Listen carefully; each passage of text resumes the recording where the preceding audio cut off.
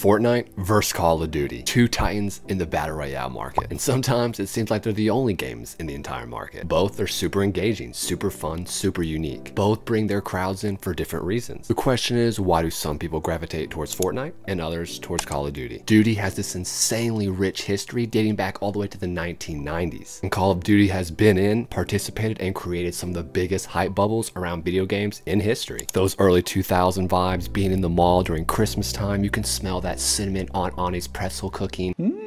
Smells nice. And you're sitting there in GameStop with everyone around you playing that Xbox 360 Call of Duty demo. Tell me that isn't nostalgic. That was culture, bro. As opposed to Fortnite, who's essentially an infant in the gaming world. They really just got introduced. And most of their history, most of its culture comes online or through celebrities or streamers creating some of those epic moments, like Ninja playing with Drake or with Travis Scott, or when Ninja embarrassingly couldn't get anyone to dance. The fact that Ninja was in Times Square for New Year's Eve showed how far gaming and Fortnite had come itself. And that shockwave play from Booga to win that game in the World Cup, we remember that. But of course, how can we forget those early 2018 Fortnite squad moments with our homies? That was the first free-to-play game that brought everyone from Battlefield to Halo to Duty on over to Fortnite. What are you doing here?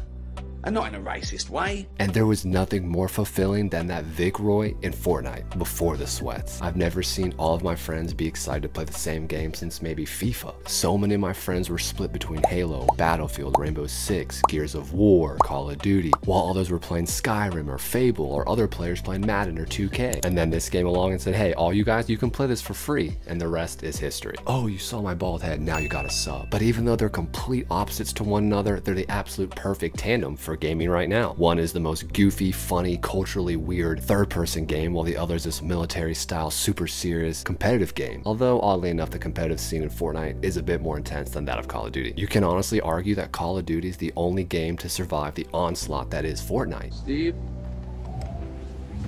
Is it time to eat? In a way, they don't really even compete with one another until Fortnite drops first person, which I do have a video about if you want to go check that out. Let's jump into this from a generational perspective. Your age and when you enter the gaming market is a huge part of what games you probably play. For so many gamers throughout the 2000s and 2010s, Call of Duty was their introduction to video games. Call of Duty shaped an entire generation just like Halo did right before it. It seems as if franchises take their turns dominating the video game culture because, as we know, what goes up must come down. No one stays at #1 forever. And regardless of the reasons that you think they are, whether it's complacency or the competition just catching up, the player base eventually starts looking for something new, something fresh. And again, there are games like Battlefield, Rainbow Six, Halo, but essentially they all seem like recycled versions of one another. Same, but different. And then Fortnite comes along, which offered this crazy, unique combination of crazy colors, building, no first shot accuracy, and it honestly felt like playing chess compared to checkers, which these first-person games usually are. When you add an ability or some level beyond just shooting, it creates more of a chess level feel, because when it's just point and shoot and there's nothing else, it kind of feels like checkers. But with Fortnite, it's chess. There's so many different ways you can take somebody out, defense, offense, so many different variables, assets, tools. That's what made Fortnite so appealing. It felt like it was taking the next step into competitive gaming. And let's be real, it was free to play and cross-play. And the lockdown happened, which was a great combination of things that happened. But again, from 2018 to 2020 before that, I mean, you could argue the peak of Fortnite was before the lockdown, but it certainly helped. And can we take a moment to realize we used to wait 48 hours for the item shop to rotate just for 2 rows? We are spoiled. I just moved here from Africa.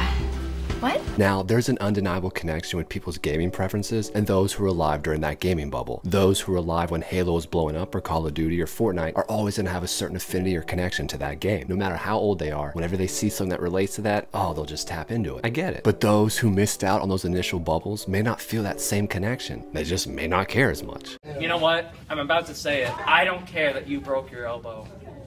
And that makes sense. Kids playing Fortnite for the first time now will never understand the hype around it around 2018. They won't remember seeing Ninja get up and dance after every single win, doing his silly little thing. Just like kids who are experiencing Fortnite for the first time in 2018 and all that glory, they'll never get to experience the bubble that was Call of Duty in the 2010s or Halo in the early 2000s. I'm sure there are studies out there that prove that people who got into gaming during times of extreme hype when our entire culture was just getting super excited over a video game, and how much that generation loves video games. A generation of kids who starts gaming when there's there's a bunch of bad releases coming out, they're probably not going to be as into it as those who came into the gaming market when Fortnite came out, then followed by Red Dead 2. And just like in any industry, after that bubble pops, there's a major downturn. Creativity, production, it's just not all there like it was before, because that care, that hype, it's gone. Eventually it does come back, something picks up the pieces and creates something new, but that's just the process. Again, what comes up must go down. So in a way, the gaming industry really is investing in itself every time they release a game. If you release a bunch of bad games in a row and a generation starts playing on those games, you're going to lose the investment of those players in the future, and maybe their kids, because they won't be into gaming as much. Especially these days when it feels like nostalgia is the basis behind every piece of media. If you missed out on the early days of a lot of these IPs, you're not going to care whatsoever. Now, there's also a generation of people who think Fortnite is just as new to them as Call of Duty. And as a veteran gamer of over 25 years, You know, I'm 56 years old. Damn!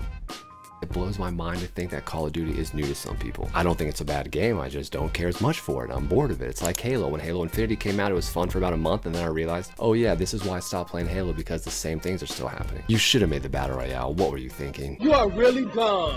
For real. For these newcomers, Fortnite and Call of Duty, they're both on equal playing fields. Gamers have a chance to go to either one. It's an absolute crazy thought to think that a lot of these newer gamers have no idea or any experience buying a disc. A disc. I'd say I'm old, but I think technology is just moving so fast now. And for newcomers, both games sit on equal playing field. They're both viable options with now both great legacies. Factors such as marketing campaigns, other streamers or creators, your friends, your older brother or sister. These are all aspects that can help influence on what games you play. Finally, let's consider the perspective of someone who's brand new to the gaming scene completely in 2024. For these newcomers, the landscape is absolutely gargantuan, but it seems like only a couple are dominant right now. There really aren't more games than ever, but it seems like only a few are dominant.